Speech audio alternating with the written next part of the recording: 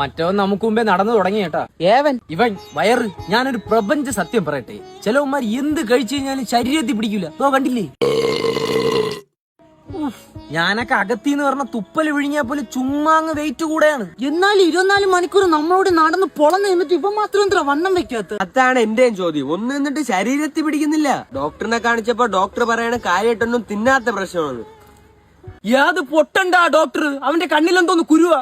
ഇപ്പൊ തന്നെ ഒരു ഫുൾ ബേക്കറി കയറ്റിക്കൊണ്ടല്ലേ ഇരിക്കണേ. കണ്ണ് വയ്ക്കല്ലേ ബ്രോ, വീട്ടിൽ പോയിട്ട് ചോറും മീനും തിന്നാളെ. എന്റെ അപ്പോ ആനേരെ തീറ്റിയും കുഴിയാനേരെ സൈസും. ഇവന്റെയൊക്കെ ഭാഗ്യമാണ് ഭാഗ്യം.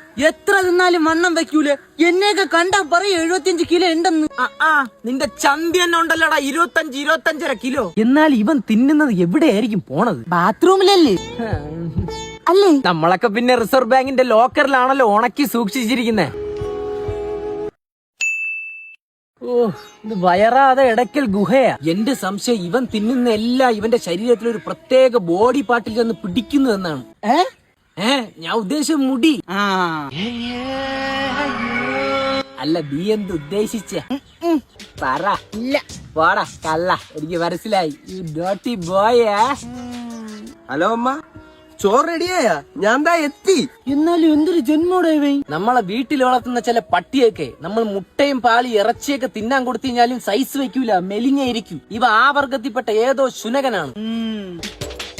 എന്നാലും നീ നേരത്തെ എന്തിനു വിചാരിച്ചേ? പറ, പാടാ കള്ള. മനസ്സിലായി.